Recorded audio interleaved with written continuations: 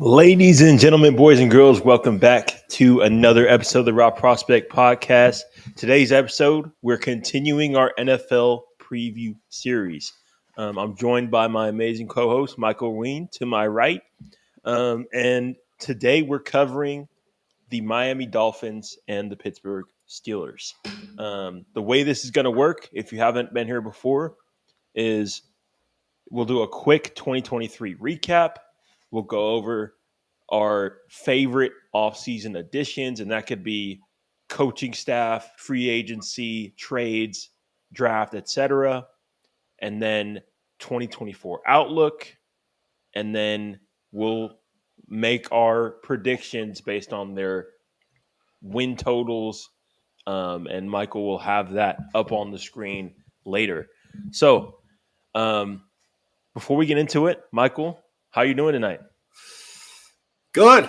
We just came off a really energetic, fun, engaging, informative episode of Deep in the Heart of Longhorn Sports. If you're a Longhorn fan, if you're diehard like we are, or you're just wanting college football content, make sure you tune into that show in general.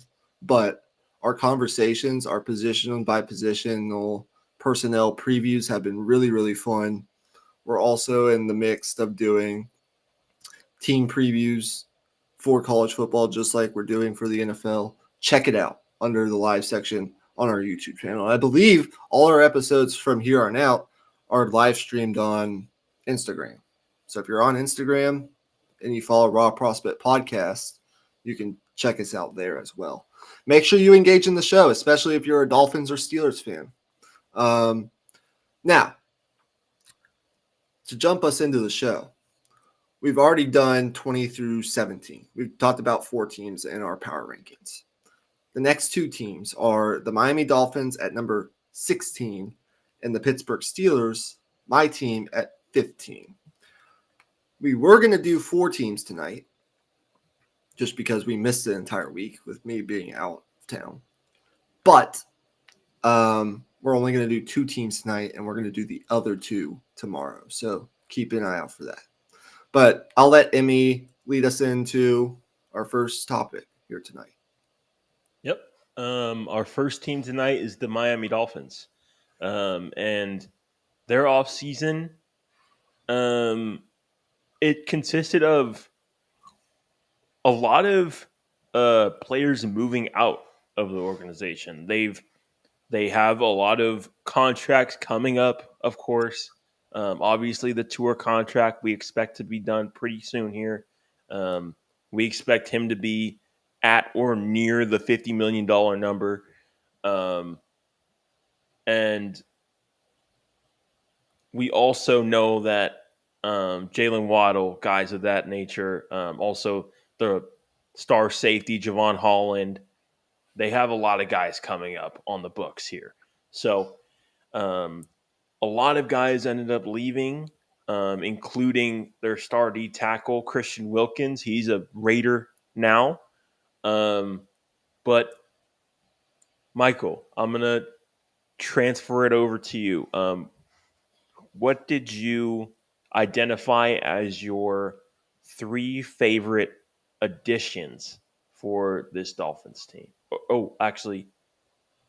2023 recap. I'm sorry. I'm getting ahead of myself. A little rusty here on these NFL episodes. We haven't done one of these in quite a while. But last year for this Dolphins team started off really strong, kind of tailed off as the season went along. The things we kind of questioned early on in the season in terms of the team's overall toughness and ability to win in those colder months of the year kind of came to fruition there late in the season. Obviously, injuries played a role in that, of course. But they ended up getting blown out at Kansas City in a game where it didn't look good at all. And that really stung for sure for a lot of Dolphins fans, I'm sure.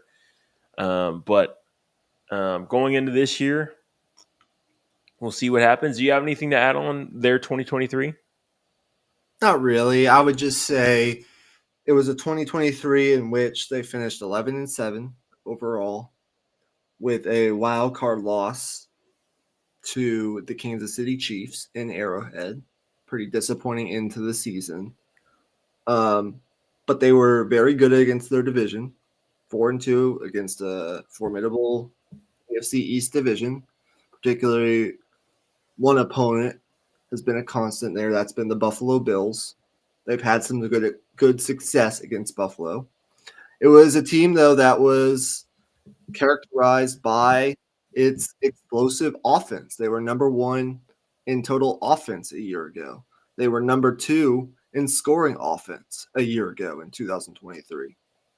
And we all know about the emergence of Mike McDaniel as an elite offensive mastermind head coach. His unique coaching style, I think, clicks with this generation of athletes in the NFL. I think he is kind of a player's coach. I think the players like his style of coaching. And every single game, if you watch this team closely enough, there were new wrinkles every single game offensively. And it wasn't their ability to score or be explosive that prevented them from doing the things that Miami Dolphins fans in particular are waiting for this franchise to do. Something they have not done since 2000, over 2 decades, is win a playoff game. I think from here on out, and we're going to talk about 2024 expectations in particular, but just getting into the playoffs and bowing out in the wild card round or in the first round isn't going to cut it anymore for Dolphins fans. I think they have to do something this year they haven't done in 2 decades, which is win a playoff game. Yeah. So, with all of that being said, and look, they lose key players. They lost Christian Wilkins. They lost their right guard, Robert Hunt. Yep. They lose Jerome Baker, a very good inside linebacker who I believe signed with Seattle, a team we're going to talk about tomorrow. They lose Xavier Howard, who's been a staple in that secondary for years now. They did replace those guys to some extent through the draft and in free agency, which we're going to get to here in a minute. But a significant subtraction in addition to this team was mutually parting ways with Vic Fangio and bringing in Anthony Weaver as the new defensive coordinator, which I'm sure we'll get into. But beyond all of that, it was overall, I think, a fun season last year for Miami, but it did not end the way Dolphins fans and a lot of people with high expectations for the Dolphins wanted to see it end. So with that, what did they do this offseason? Well, let's go ahead and get into that. So let's go back and forth here on our favorite offseason acquisitions, and I'll let you start us off. The acquisitions, my first guy I wanted to mention was part of their draft class last April, and that is Chop Robinson. Yep. This is, I think, a pick where they couldn't go in terms of luxury pick. They couldn't get best player available, really. They had to go edge. And that was because of the injuries that they sustained at that position. Jalen Williams obviously going down, Bradley Chubb going down. They needed a guy at that spot. And I put him on this list not because I think he's going to be fantastic right away. That's not really the case with him. I put him on this list because I think he ends up in a really good spot. He's going to get to play right away, and obviously there's going to be warts here. He's not a polished player yet, but he's on this list because he's just so freaking talented, and I really like where this coaching staff is at, and I think they'll be able to develop him. I really do. And the speed off the edge. That's a common thing with this team, speed. I think he fits into that. That's obviously a common thing that they want to have. So for their sake, hopefully he comes in and makes an impact. But I think 3 years down the line, we'll be looking at this pick very fondly.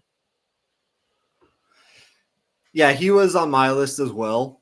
Um, I I really like Chop Robinson. I really do. He was on a very good defense at Penn State, as we talked about in our last episode of Deep in the Heart of Longhorn Sports, very briefly when we talked about Penn State. They had a very good defense last year. It's key because of maybe not the scarcity at the position, but the injury and health concerns at the position. You have Jalen Phillips coming off a season where I believe he tore his Achilles, something along those lines. You have Bradley Chubb coming off a big injury. He's kind of getting older. None of these guys are getting younger. I really do have some maybe unguarded faith in Jalen Phillips. I always have. But getting a guy like Chop Robinson, regardless, and Chris Greer throughout the years has generally taken a best player available approach to drafting from what I've seen. But I think when you think about the fact that Phillips tore his Achilles and Chubb tore his ACL last year, and both those guys have spent the offseason rehabbing their different injuries, having those younger guys and the replacements and the depth at that position is so key in today's AFC with the passing offenses that they're going to see. I do believe they've picked up the fifth-year option on Jalen Phillips, who was a 2021 first-round draft selection. So they're committed to him through at least the end of next year, I think. But they traded a first-rounder for Bradley Chubb back in 2022. So the organization's obviously invested resources in this edge position. A first-round pick on Jalen Phillips, a first-round pick traded to get Bradley Chubb, and now a first-round pick spent on Chop Robinson. He's going to be a key guy for them on their defense in 2024. Absolutely. And I really like his potential. I do. He's obviously not a polished player, but I like what he could bring to this defense. Yeah, and one thing I'll add too, he's not a guy on my list, but Mo Kamara as well as a draft pick that they added at the defensive end spot. I think he'll make an impact as well. Yeah, and I think they also lost goodness, who was it that they lost? Van Ginkel to the Vikings. So that is key as well. I'll go ahead and get into the rest of my list really fast, if you don't mind. Yeah. Number 2 on my list I kind of cheated a little bit, but I had the combination of Kendall Fuller and Jordan Poyer in the secondary. I'll start with Kendall Fuller, who's really was signed to replace Xavier Howard. And I think you can make an argument, depending on what metrics you look at, that Fuller has been just as good, if not is kind of viewed as an upgrade over Howard, especially over the last couple of years. Fuller was 16th in DVOA amongst corners last year. And I think just getting him opposite Jalen Ramsey, who obviously remains the strength and the star of this secondary after having the 6th best coverage DVOA last year amongst corners, I think is a nice addition. And if I'm not mistaken, Fuller is still relatively young, I think. He's under 30. I think he's late 20s. And it wasn't a prohibitive contract in any way, shape, or form. So if it does not work, the Dolphins can easily get out of whatever it is that they signed him to. I'll have to double check the terms on that contract. And then Jordan Poyer, I think, is just going to bring, as he is a little bit older now, he's no longer in the prime of his career. That's why I kind of grouped him with Fuller, who I think is the more impactful player in this situation. But I do think he'll bring that veteran presence alongside Ramsey. And I think you could, if you wanted to, consider him maybe a slight upgrade over what Deshaun Elliott gave you at that exact same position last year. But it's very close. I think at the very least, he's a steadying presence on this defense alongside Javon Holland, who's still 24 and was 8th among safeties in defensive efficiency last year. But he can also kind of bring maybe some intel over from the Bills, who the Dolphins are trying to vie and catch in the AFC East for that division title. And so that was my number 2. And then I kind of went back and forth on number 3, but I like the addition of Jordan Brooks, the linebacker who they signed from Seattle as a free agent to kind of replace what they lose in Jerome Baker. I just think, when you look at Jordan Brooks, 111 tackles last year, fairly productive. And I think he had 4.5 sacks. So he's a guy who can add that element of creating pressure on the quarterbacks. I think only 2 guys who had more tackles than Jordan Brooks last year had more sacks than Jordan Brooks had.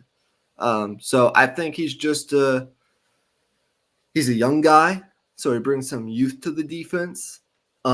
He has some starting experience. We saw him kind of blossom a little bit last year. I like that addition. The other guy considered for my list was Odell Beckham Jr., who I think you could put in there as well if you wanted to talk offense. Yeah, for me, like I had all 3 on my list as defensive guys. And my next 2 is one, just hiring Anthony Weaver at defensive coordinator. I think that was a necessary move. Moving on from Vic Fangio, going to a little bit more of a aggressive style of defense. They want to force more turnovers. They want to blitz a lot more often as well. And I think that fits the style of this team a lot more with how this offense wants to play, with how they want to get after it a little bit. They want to get after it on defense as well. And I think that fits the attitude of this team as well. My third one is a little bit of cheating on my part, actually. I just had a list of just veterans that they brought in to help out on this defense. Shaq Barrett, you mentioned Jordan Poyer. I also wanted to mention Calais Campbell, who also had a very good season in Atlanta last year, playing that kind of 4-eye role. He can still be kind of like a hybrid DN, D tackle, and I think that's very valuable in today's NFL. Even though he is 37, 38 years old, he's still very productive and valuable. Yeah, I like that you brought up Shaq Barrett. He's at least another veteran in that edge room that they can rely upon, so they hopefully don't have to play Chop Robinson as much early on. Right. He is on injured reserve right now, though, to be fair. Yes. That's not great. Now, one more thing on the secondary that I think is important is Kendall Fuller, who I think is solid. He's coming from Washington. He's still young. All the things I mentioned previously. But one of his issues has been giving up explosives the past couple of years. That will be a focus, certainly, for this Miami secondary in replacing Xavier Howard. But also, something that's important on this defense is they return Cater Kohu, who played, I believe, all 17 games at that nickel corner. He's now experienced. He's a younger guy who was very good last year. I think that's important. And their 2023 second round pick, Cameron Smith, out of South Carolina, didn't get a whole lot of exposure last year because the rumor was, from my research, he was in Vic Fangio's doghouse. They really weren't on the same page for whatever reasons. I don't know the minutia of that, but that's what I've heard. And so maybe they can unlock something in Cam Smith, who was a high draft pick of theirs last year. Maybe he factors more into the secondary in this new defense. So I view the secondary as very good, but there are certain aspects to it that will be interesting to watch. And then lastly, losing Christian Wilkins is big. Something Dolphins fans were not very happy about at the time, of course. But they did add some veterans, I think, on that defensive line. Guys that probably in totality still won't add up to what maybe Christian Wilkins provided them last year. But, I mean, you're talking about Taylor Tart, Benito Jones, Jonathan Harris, Neville Gallimore, these kind of veterans. We'll have to see what they can give them on that defensive line, which will be important. Anything else you want to add on their offseason before we talk about X factors, which I've already kind of started doing? Well, no, actually. Yeah, let's get into these X factors. Okay. Go ahead. What are you looking for here? Well, I had Kendall Fuller as the X factor. You've gotten into it already with him. He's got to be. I'm not going to say he's got to be just like a dominant number one corner. That's too much to ask of him at this point in his career. He is who he is at this point. But I do think if he can just limit the explosive, giving up the explosive plays, getting beat over the top, he's solid everywhere else. So he can be a solid corner for this team and a lead guy, a lead veteran guy that they kind of need right now. So very key X factor there, in my opinion, at that corner spot.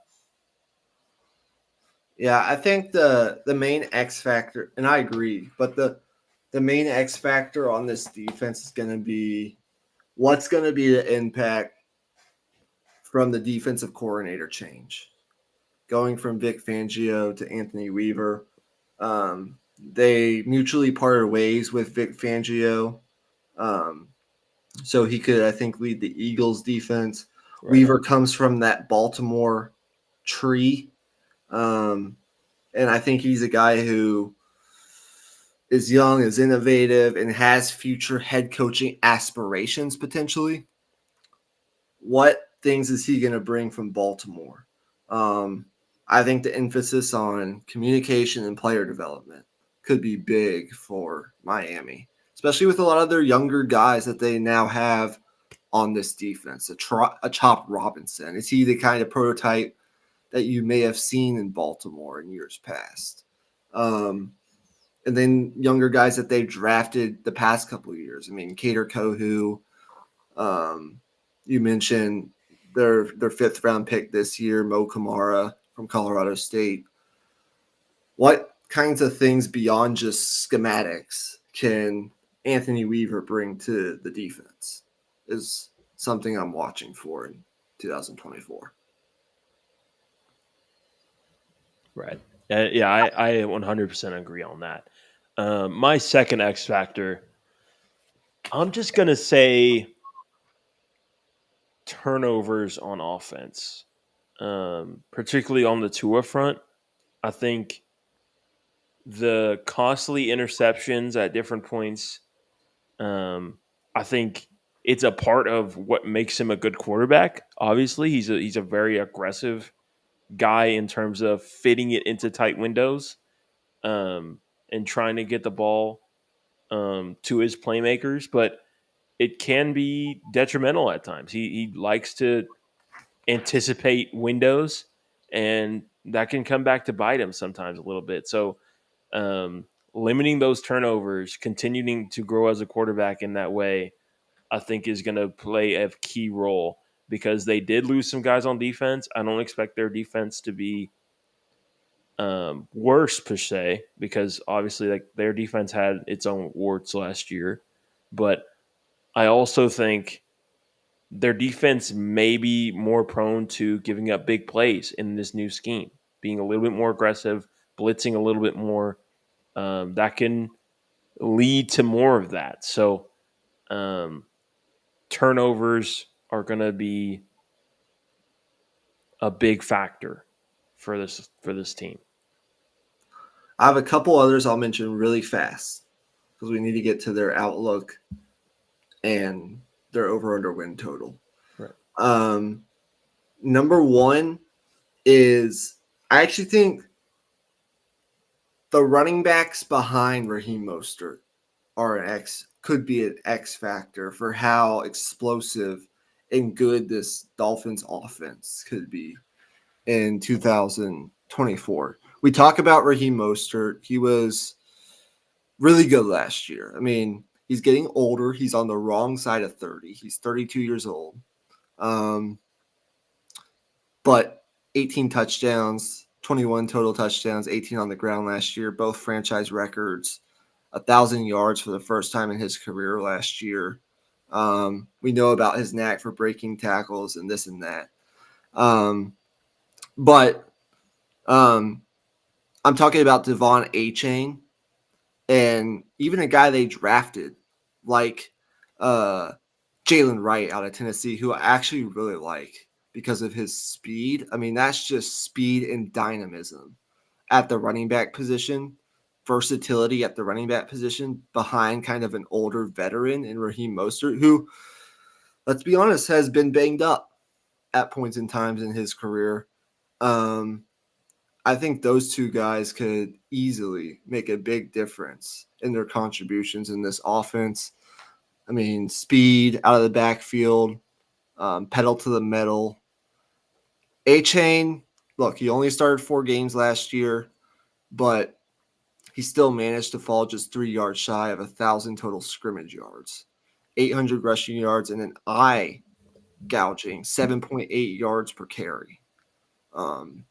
He's going to be big, I think, in this Dolphins offense. And then kind of less than that, but still, I think on the minds of a lot of Dolphins fans is, while we know Mike McDaniel is a fantastic play caller, I think there's still some meat on the bone in terms of situational play calling, especially in short yardage and third down situations, along within the red zone. It's an area in which I think he would even acknowledge that he needs to get better, and I think he will get better. I have no doubt about his offensive acumen or anything offensively for the Dolphins. The one thing that we can't talk about the Dolphins, preview the Dolphins, and not mention is Tua's extension, which just happened recently. Did you have any thoughts on his extension? I can't remember exactly what the terms were, but any thoughts on Tua getting paid? I think, I mean, with how he was treated earlier in his career, um, by how like they kind of wanted to replace him at every turn, seemingly. I mean, it kind of feels good to see a guy kind of be able to overcome that, overcome the injuries, and just be like, "Hey, like, shut up and pay me." Like I've stood by this organization even when you didn't want to stand by me.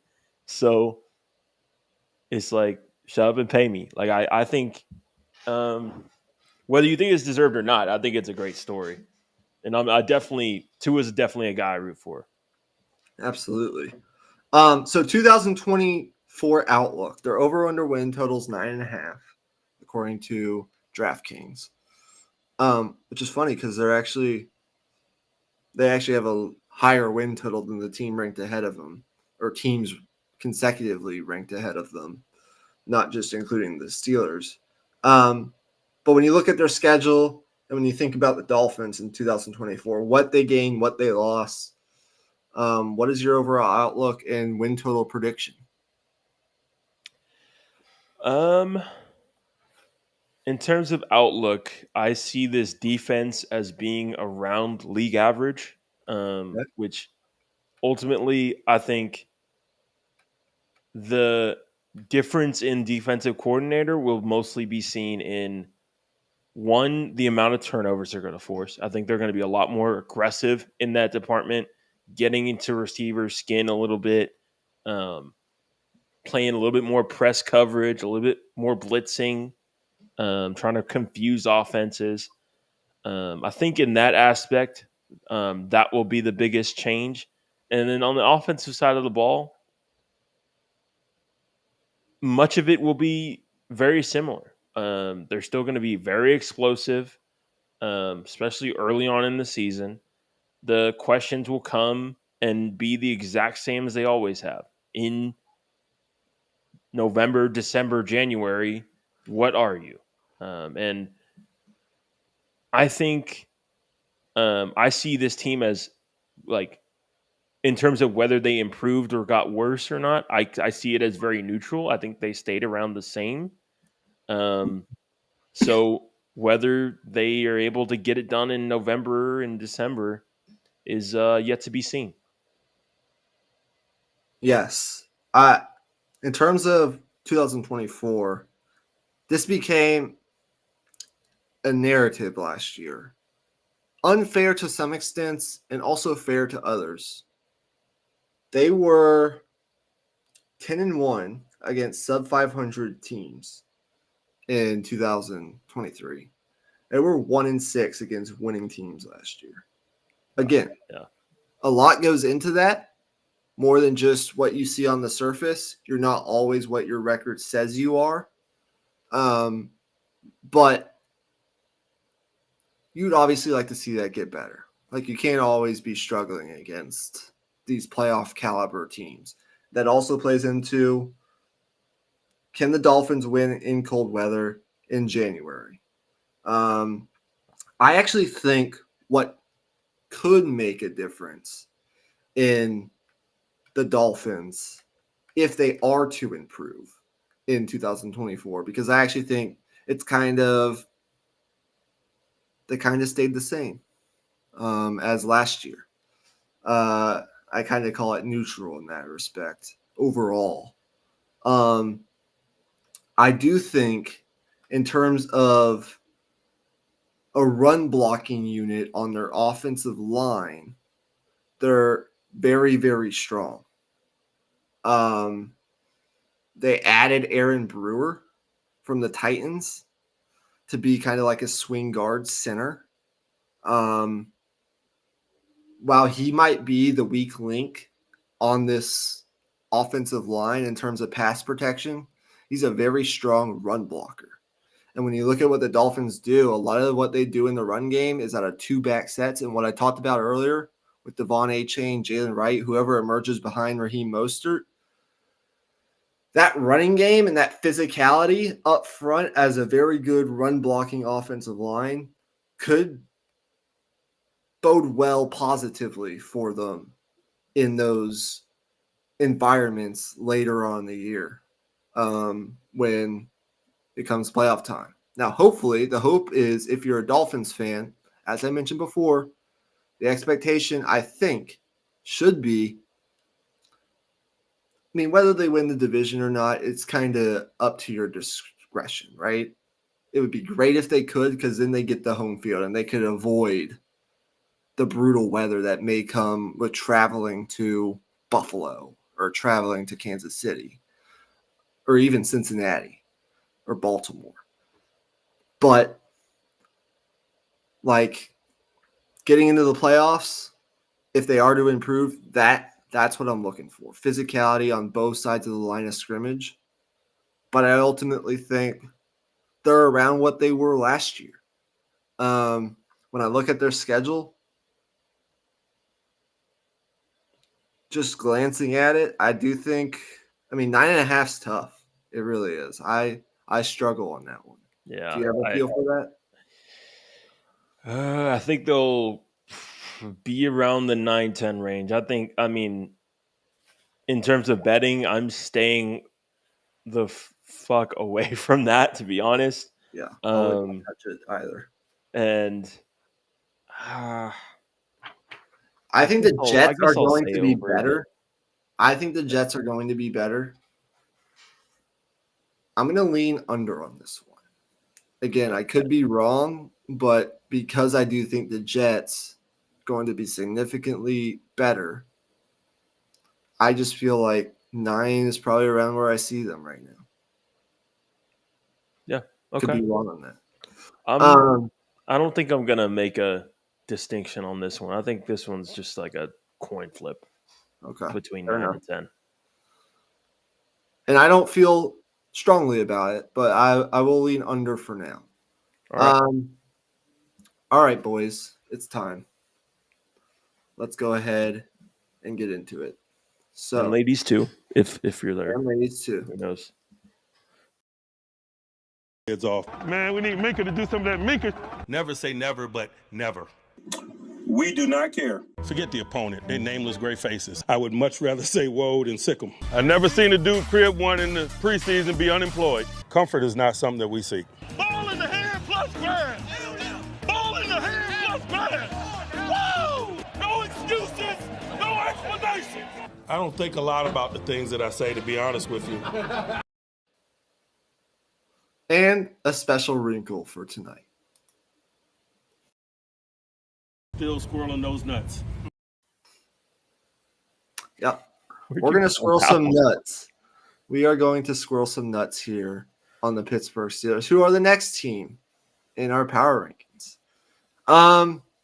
A 2023 recap really fast. Number one, the big storylines were the ineptitude at offensive coordinator with Matt Canada, who they actually fired a little bit over midway through the season last year. The first in-season coaching firing the Steelers have had in decades.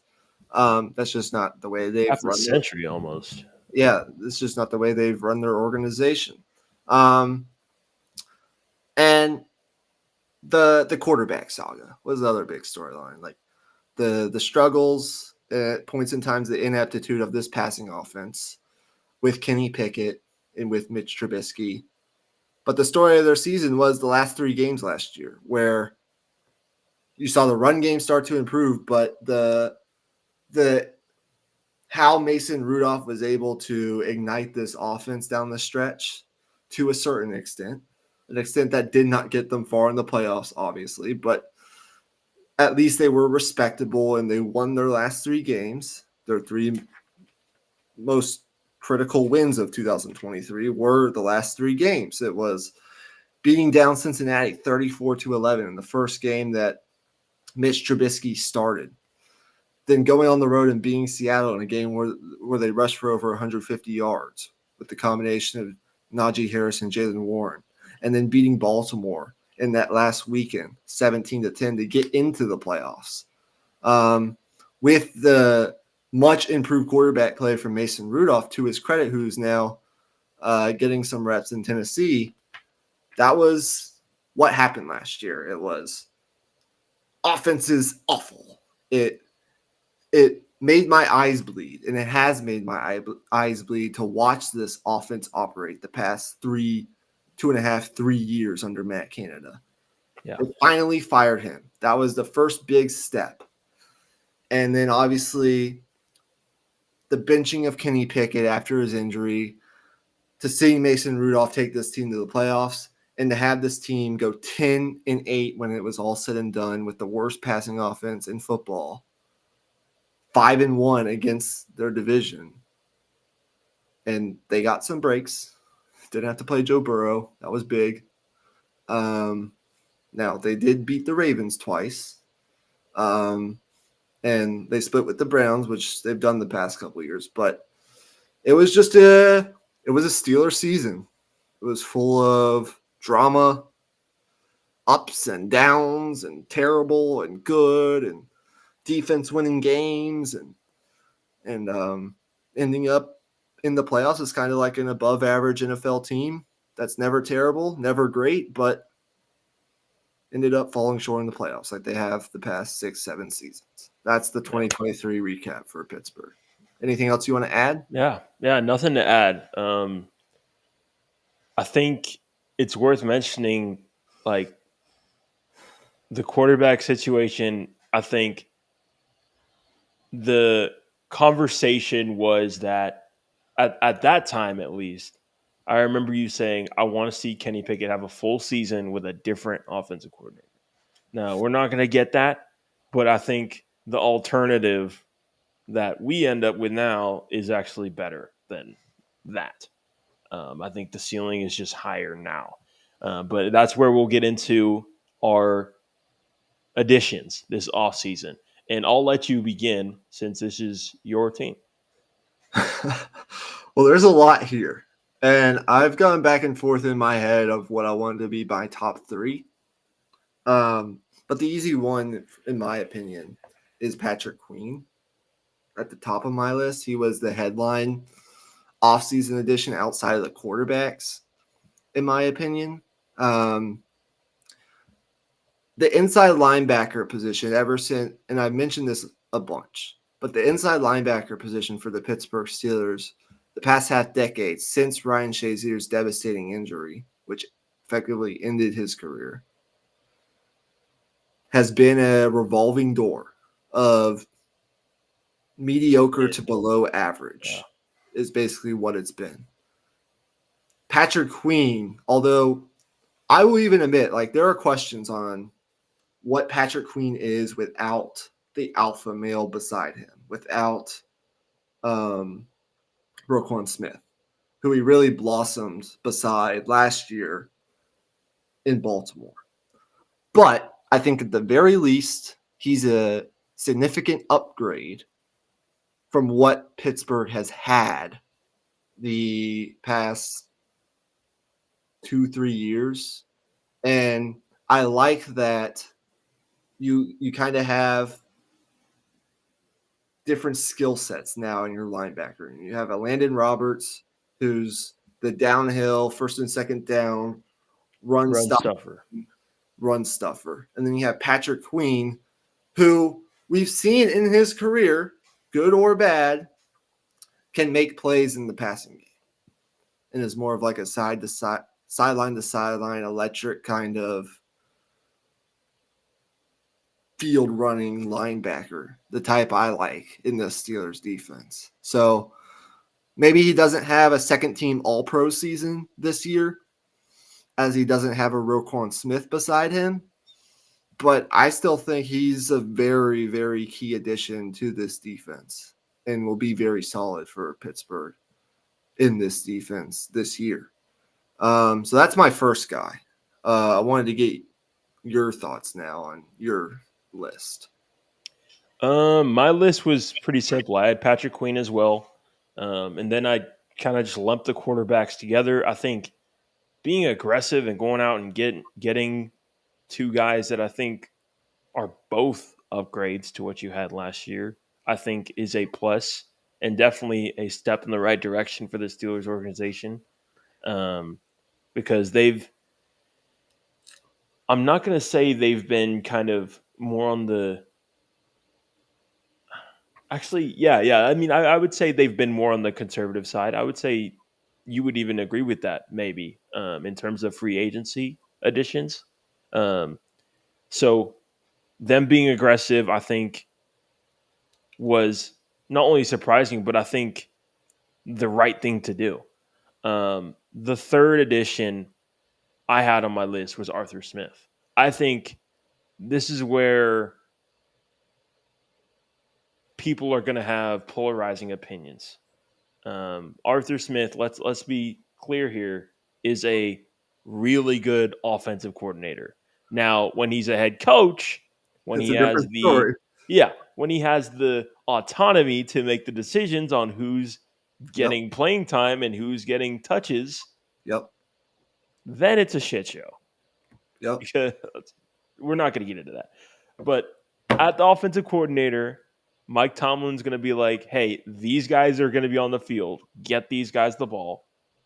He can do his job. And also, let's remember the last time he had a big tank like running back named Derrick Henry, he made the AFC Championship game. Let's not forget that as well. And I'm not saying Najee Harris is Derrick Henry. That's not what I'm saying at all. But I do think there's reason to believe that this running game can be very, very good.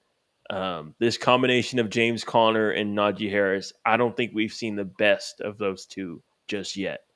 I think there's a lot yet to be tapped into in the run game. Absolutely. We saw a glimpse of what the running game I think is going to look like this year. The last 4 games last year, where they went on the run and made the playoffs, they basically dominated Seattle on the ground in that week 17 game, I think it was, week 16, 17 game on the road. That's how they won that game. I don't disagree with anything you just said, but my list is a little different. I lumped the 2 offensive line, actually all the offensive line draft additions together. Yeah, those were fantastic. I just think Fatanu, his movement skills, his experience at the college level, playing on the Joe Moore award-winning offensive line last year, the versatility to potentially play guard, but is going to start out at right tackle for this team with Broderick Jones moving to his natural position that he played in college, left tackle as of right now. Love it. I love Zach Frazier. I just think he's kind of a Pittsburgh Steelers over Dolphins is a crazy take. Let's address it. Let's not run from it. Did I say that? I mean, that's what we have. That's what we have ranked. Yeah, but so here's what I'll say on this. Sorry to cut you off. I didn't mean to cut you off. I thought you would finish your point, but here's what I'll say on it. I think the Steelers are more built for November and December football. I think I would put the Steelers running game in a higher class of the NFL in terms of just like power football, being able to play that style. And I think that's just more suited for playoff football than the kind of spread you out, be faster than you style. Because when you're playing in the snow, it kind of evens things out because everybody's footing sucks in the snow. If you get my point, like I think kind of the grinded out old school football, I think there's just something to be said about just that style just working when the weather gets colder. I know Mac, he's my former neighbor, so this also could just be him giving me some shit. I don't know that I've said the Steelers will definitively be better than the Dolphins this year. In fact, I kind of think they're, just in terms of what they'll be in the regular season, could be very similar. I think a lot of it, of course, from Pittsburgh's perspective is I don't think people understand how bad the quarterback play's actually been in Pittsburgh, especially last year, until the last couple games of the season when Mason Rudolph played the best football of his career so far. But if the Steelers quarterback play legitimately is like league average this year, that could mean a lot. You can't ignore that. But back to what I was talking about before. I just think Zach Frazier, although his checkered past with injuries is concerning. His size is a little bit concerning. Just has kind of like a Pittsburgh toughness to him.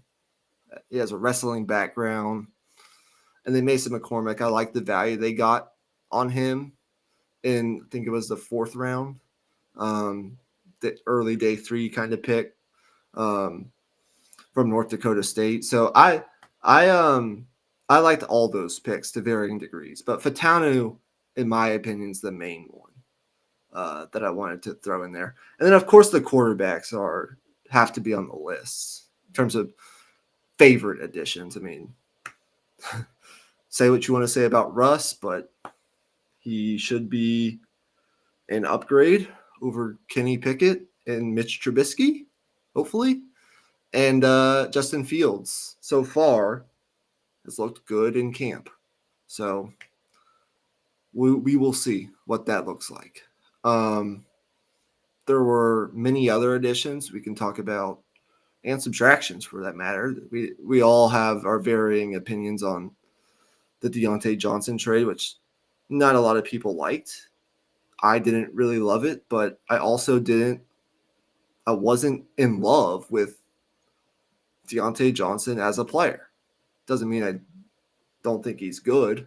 I think he's really good. But in terms of what he was bringing to the Steelers, I don't know. It just wasn't blowing my mind with the receiver play that the Steelers have had in years past. Yeah. I think the value they got for him is really what is the problem there. But that brings into play another conversation, which is the Brandon Ayuk trade rumors that are swirling. Do you have any thoughts on that saga? Because the Steelers have been included in these conversations. Out of the teams that have been thrown around, I think the Steelers are the one that I raise my eyebrows at the most, just because the Browns have their issues, of course, and I kind of question how the heck they're going to pay Ayuk and Watson at the same time, and Myles Garrett. Like, that's possibly 3 plus $20 million players, and including Watson, who's I think at like 45 million or something stupid. But regardless, I think definitely the Steelers are. I mean, they're the best fit for it, man. Like, there's no question. I think looking at where T.J. Watt is in his career, I think the Steelers want to go for it, and I would really love that move, man. If you put Ayuk in this offense, you get to move Pickens down a spot into a number 2 role where I think he would be fantastic. And then it kind of puts everything into place. And you have kind of Calvin Austin as your kind of deep threat, Roman Wilson in the slot a little bit as a rookie. I think it kind of evens out the offense. And I really do think this offense upgraded a lot, man. Like, I really do. Mac, I just think the Steelers offense is going to be a real headache. Has it not already been a real headache? I just don't really understand what you're trying to say there. That's nothing groundbreaking.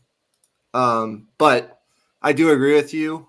In terms of X factors the Steelers won 10 games with the worst passing offense in football. In terms of X factors for this team, obviously we can talk about the quarterbacks all day. But one guy that's really been on my mind lately with all the talk around Cam Hayward and his extension, his not subpar play last year, but his injury last year, not being available as much, and some people questioning Keanu Benton, how good he can really be. Still, yep, it's Keanu Benton. You go back and watch, and TFG talked about this. Go back and watch the Buffalo playoff game. Keanu Benton was a mainstay in making plays in that game. He was, can't remember, I think he was a third-round pick in 2023 out of Wisconsin. Look for him to be a guy who can emerge as kind of applying pressure and being disruptive from the interior. He had 8 quarterback hits last year as a rookie in limited playing time. I think another year of maturity and development could take him to another level as a player. I look for him to emerge as an X factor on this defense potentially in 2024. Definitely. I had him on my list as well. I'm starting to think that interior defensive line is like not more important, but having an elite interior defensive lineman, I feel like is almost more valuable just because it's a little bit more rare. And I'm not saying Keanu Benton's going to make a jump into an elite tier, but I do think there's a very good chance that he becomes a star this year. And that would mean I think close to 10 sacks, close to 50 pressures, maybe above 50 pressure. I think he's going to be somewhere in that tier, man. I really do. I think he's that good. Yeah, my other X factor was Arthur Smith. We don't have to go into excruciating detail of the struggles with Matt Canada and what that entailed. But as you mentioned, like he's had a degree of success as an offensive coordinator, having dominant backs in the backfield like Derrick Henry. Najee Harris isn't that on that level. Jalen Warren isn't on that level, nowhere near it, what Derrick Henry was and has been and still is. But the combination of those two and the cumulative can be very, very dangerous. And if this offensive line takes another step, like we could be talking about a top 5 running game. And what does Arthur Smith really specialize in? Zone running schemes, running game and play action. If they have a good running game and Russ doesn't have to throw more than like 25 times a game, there's a recipe for this offense to work. The big question is how does the match, this is what TFG talked about a lot, how does the match of like Russell Wilson, who isn't great throwing over the middle of the field, match with Arthur Smith, who likes to throw the ball and demands his quarterbacks to throw the ball over the middle of the field. That match is going to be interesting to see how they make that mesh. If they do, though, there's a recipe for this offense to at least be an offense that with its defense can win a lot of football games. Right. And here's the thing also that Russ adds in too is people mention he's not going to be able to throw the ball down the middle of the field. How's this offense going to work? But like the other thing with Russ too is the deep ball. I think the Steelers haven't had a good deep ball thrower since Ben's arm kind of gave out on him. I would say maybe even the 2020 season or maybe even before that. So that's a new element to this offense that'll be there. And just being able to stretch the field will help this running game as well. Okay. Now here, Mac, is where you might have a point, which we're going to get to. Like the Steelers' schedule, especially on the back half, is brutality. And I do agree, like if you want to compare Dolphins and Steelers schedules, well, then we can have the conversations. But bringing up the offense, like it's just nothing new to me. It's already been horrible the hope is amongst Steelers fans that it can be better. How much better? We don't know, but we will see. And then your next comment, and thank you for engaging. I think this is where his comments come from, that I took the under on the over-under win total for the Dolphins. He is a Dolphins fan, is where he probably took the Steelers over Dolphins thing. But look, I mean, I'm a Steelers fan. You're a Dolphins fan. We defer on opinions a little bit. And I'm not like definitive in that under pick. I just think Jets are going to be better, and we'll have to see. It's hard to win games in the NFL. And I don't know that the Steelers are going to win. I don't know that the Steelers win more games definitively. I haven't said that yet. So we'll have to see where it goes. Anything else on X factors? Oh, the one other thing I wanted to say was just health defensively. I know health is a hard thing to predict. You really have no control over it, but my hope is the key players on this defense can stay more healthy than we have better injury luck on defense than we did last year, is my hope. Cole Holcomb goes down. Quan Alexander goes down.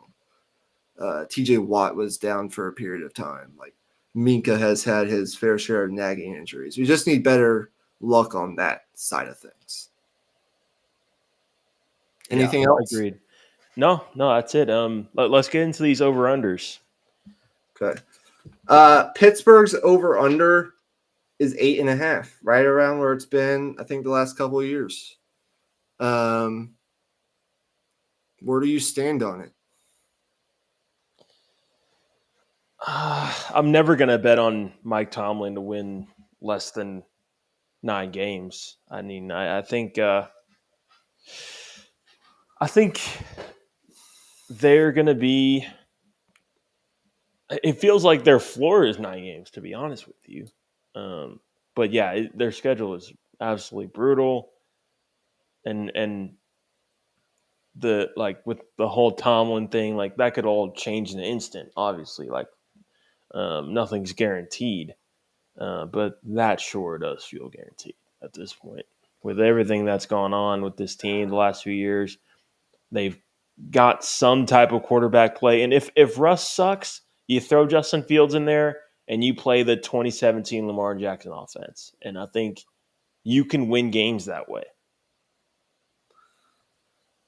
Yeah. I think the key will be getting off to a fast start because the back end of your schedule requires that you do so. At Atlanta, at Denver, Chargers at home, at Indianapolis, Dallas. The front end isn't easy by any stretch of the imagination. Like you have Atlanta, who we have already talked about. We think they're going to win their division.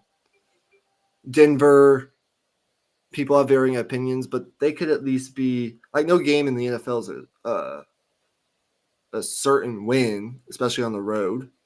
Then the Chargers come into town with new energy, a quarterback that can beat you any given Sunday. The Colts, we think, are going to be good, a viable team this year. Cowboys are always the challenge. So the front half isn't easy, but the back half demands that you start well in the front half. So that will obviously be a key. I think if you're the Steelers, you want to be, what is it? How many games they play before the bye? They play 8 games before the bye. You want to be 5-3 minimum, if not 6-2. I think would be reasonable. And then you see what happens. See if you can go 4 for, I don't know, how many is that? 4 for 9 on the back half, and that gets you to 9 wins. But it is brutal. But until they do otherwise, and it might not be pretty getting there, I will not budge on taking the under. I do think there is a situation where it goes under, but I'm not going to budge on it. Yeah, Now, I don't think I will either. will I go to DraftKings or FanDuel or one of these illegal bookies and bet on it? No, not going to put any of my money on this team because I just don't. Too many questions. And their division is brutal, especially if Joe Burrow's healthy again and Lamar Jackson's back as the defending reigning MVP. And if Deshaun Watson gets his shit together to some extent, the Browns could be legitimate contenders. So, but I do think it's fair to say with 16 years of sample size that Pittsburgh will do kind of what it's been doing, which is kind of be a above average-ish, a little above average NFL football team that improved on the margins this year, but still has limitations. Right. In terms of its Okay. ceiling. All right. Well, my girlfriend is texting me right now. Well, I figured. And I'm not blaming her. And I know she's watching this right now. I'm not blaming her, but yeah, we are going to wrap this up here. And this was a good episode. Hope you all enjoyed this one. Thank you for participating in the live chat. Mac, definitely posed some good arguments there, and we enjoy the engagement for sure. So yeah, anything you want to say, like closing remarks wise? Oh, I just saw your message. Do you think we can be done by the 112 mark? Yes, I do. And Matt, good discussions. Like it could go either way for both teams. I think there are fair points on each side. My point is, if you're talking about the offense for Pittsburgh, from what it has been, like there's really, I just don't see a world where it gets worse. But maybe it does. Maybe I'm wrong. We will see. I think both teams, though, as we have in our rankings, are in that kind of wild card-ish fringe playoff team tier. Maybe you rank one above the other. You because you're a Dolphins fan, me because I'm a Steelers fan. It's good discussion. It really is. Right. We need Yep. more of that here on this channel. Just tune in. Keep tuning into these episodes. We've got 14 teams to go, 2 of which we'll be addressing tomorrow. I kind of already revealed one. Maybe I've talked about another. And then we'll just continue in the 5-ish weeks we have until kickoff of the NFL season. So keep tuning in. Keep the engagement going. We greatly appreciate it. And go check out all of our college football content as well. And we'll wrap things up with this, of course, just because. Still squirreling those nuts. All right. You couldn't help yourself. I mean, I don't blame you, dog. That one's a classic. Tomlin is so interesting. He is. But yeah. Peace out, y'all. We'll see y'all tomorrow. All right.